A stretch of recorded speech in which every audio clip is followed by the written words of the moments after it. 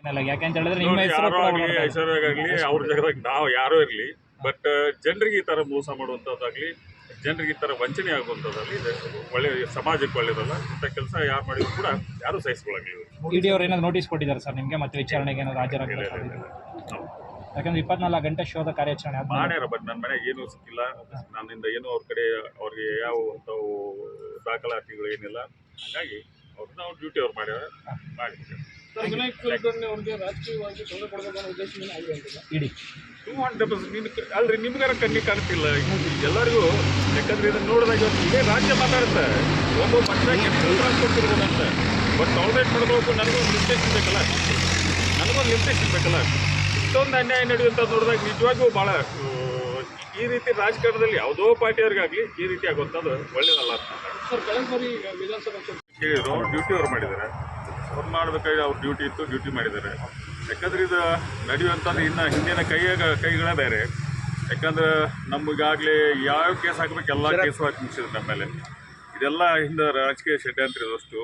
ಇನ್ನು ಸತ್ಯಮೇವ ಜಯತೆ ಅನ್ನೋದೊಂದು ಇರ್ತಲ್ಲ, ಸತ್ಯ ಯಾವತ್ತಿದ್ರು ಸತ್ಯ ಆಗೋದೆ. ಅವ್ರು ಇಷ್ಟು ಮಾಡಿದ್ರು ಕೂಡ ನನ್ನ ಮನೆಯೊಳಗೆ ಒಂದು 1.5 ಲಕ್ಷ ರೂಪಾಯಿ ಇದ್ದು ಹುಡುಕಿದ್ರು, ಎಲ್ಲ ಹುಡ್ಕೊಂಡು ಎಷ್ಟು ತಗೊಂಡೋಗಿದ್ದಾರೆ ಇಲ್ಲ ಒಳ್ಳೆಯದೇ. ನನ್ನ ಏನು ರಿಕವರಿ ಮಾಡಿಲ್ಲ. ಯಾಕಂದ್ರೆ ನನ್ನ ಹತ್ರ ಅಂಥ ಡಾಕ್ಯುಮೆಂಟ್ಸ್ ಇಲ್ಲ. ನಾನು ಯಾವ ದೊಡ್ಡ ಬಿಸ್ನೆಸ್ಸು, ನನ್ನ ಏನು ದೊಡ್ಡ ಬಿಸ್ನೆಸ್ ಪ್ಯೂರ್ಲಿ ಅಗ್ರಿಕಲ್ಚರಿಸ್ಟ್. ನಾವು ಅಗ್ರಿಕಲ್ಚರ್ ಬಿಟ್ಟರೆ ಇವತ್ತು ನನ್ನ ಜೀವನದಾಗ ಇನ್ನೊಂದು ಉದ್ಯೋಗ ನನಗೆ ಯಾವುದೂ ಗೊತ್ತಿಲ್ಲ. 24 ಗಂಟೆಗಳ ಶೋಧ ಕಾರ್ಯಾಚರಣೆ ಮಾಡಿದ್ದಾರೆ ಮನೆ ಒಳಗಡೆ. ಅಂದರೆ ಸುಮ್ಮನೆ ನಾರ್ಮಲ್ ಆಗಿ ಏನೂ ಸಿಕ್ಲಿಲ್ಲ ಅಂದರೆ 2 ಅವರ್ 3 ಅವರ್ ಹೊರಟ್ಬಿಡ್ಬೋದು. ಬಟ್ 24 hours ಮಾಡಿದ್ದಾರೆ. ಯಾಕಂದ್ರೆ ನೆನೆ ಬೆಳಗ್ಗೆ 7 ಗಂಟೆಗೆ ಅವ್ರಿಗೆ ಏನೇನು ಬೇಕಾಗಿತ್ತು, ಏನು ಹುಡುಕಬೇಕಾಗಿತ್ತು ಎಲ್ಲ ಹುಡುಕಿದ್ರು. ಬಟ್ ನನ್ನ ಹತ್ರ ಅಂತೂ ಯಾವುದೂ ಸಿಕ್ಕಿಲ್ಲ. ಯಾವ ಕೇಸಿಗೆ ಸಂಬಂಧಪಟ್ಟಾಗಿ ದಾಳಿ ಅವರು ಹೇಳುವುದೊಂದು ಅಥವಾ ಮಾಡ್ತಾ ಇರೋದು ಬೇರೆ ಥರ. ಯಾಕಂದ್ರೆ ಈಗಾಗಲೇ ನಮ್ಮದು ಹೈಕೋರ್ಟಲ್ಲಿ ನಮ್ಮ ವಿಟ್ನೆಸಸ್ ಆ ವಿಟ್ನೆಸಸ್ಗಳ ಜೊತೆಗೆ ಅಡ್ಡಿಪಡಿಸೋಕ್ಕಾಗಲಿ, ನಮ್ಮ ಕೇಸಲ್ಲಿ ಅಲ್ಲಿ ಕೂಡ ಅಡ್ಡಿ ಮಾಡೋದಕ್ಕಾಗಲಿ ಸತತವಾಗಿ ನಿರಂತರವಾಗಿ 1 ತಿಂಗಳಿಂದ ಕಂಟಿನ್ಯೂ ಸ್ಟಾರ್ಟ್ ಇದೆ. 1 ತಿಂಗಳಿಂದ ನಿರಂತರವಾಗಿ ಚಲೋ ಇದೆ. ಇವತ್ತೇನಿಲ್ಲ, 1 ತಿಂಗಳಿಂದ ನಿರಂತರವಾಗಿ ಈ ಥರ ದಿನ ಹರಾಸ್ಮೆಂಟು. ಯಾಕಂದರೆ ನಾವು ರಾಜಕೀಯವಾಗಿ ಯಾವ ಜನರೂ ಭೇಟಿ ಆಗ್ಬಾರ್ದು. ರಾಜಕೀಯವಾಗಿ ಇವತ್ತು ನಾನು ಯಾವುದೇ MLA ಅಂತ ನಾ ಇಲೆಕ್ಟ್ ಆದರೂ ಕೂಡ ಇವತ್ತು ನನ್ನ ಕ್ಷೇತ್ರಕ್ಕೆ ಹೋಗೋಕ್ಕಾಗ್ತಾಯಿಲ್ಲ. ಜೊತೆಗೆ ಇಷ್ಟೆಲ್ಲ ಆದರೂ ಕೂಡ ಅವ್ರದ ತ್ರಾಸು ಕೊಡೋದ್ರ ಮಾತ್ರ ನನಗೆ ಇವತ್ತು ಒಬ್ಬ ಮನುಷ್ಯಾಗ ಯಾರಿಗಾರಾಗಲಿ, ಕಾಮನ್ ನಾ ಪಾರ್ಟಿ ಯಾವುದೋ ಇರಲಿ, ಒಬ್ಬ ಮನುಷ್ಯಾಗ ಹರಾಸ್ಮೆಂಟು ತ್ರಾಸು ಕೊಡುವಂಥದ್ದು ಕೂಡ ಒಂದು ಲಿಮಿಟೇಷನ್ ಇರಬೇಕು. ಜೀವನದಾಗ ನಮ್ಮ ಅಧಿಕಾರ ಐತೆ ಅಂತೇಳಿ ಅಧಿಕಾರನ ಇಂಥದಕ್ಕಾಗಿ ಉಪಯೋಗಿಸ್ಕೊಳ್ಳುವಂಥದ್ದು ಇದು ಭಾಳ ನಿಜವಾಗಿಯೂ ನೋವಾಗುತ್ತೆ. ನಮ್ಮ ದೇಶದಲ್ಲಿ ಈ ಥರ ನಡೆಯುವಂಥದ್ದು ನೋಡಿದಾಗ ಭಾಳ ನೋವೆನಿಸಾಗುತ್ತಿದೆ.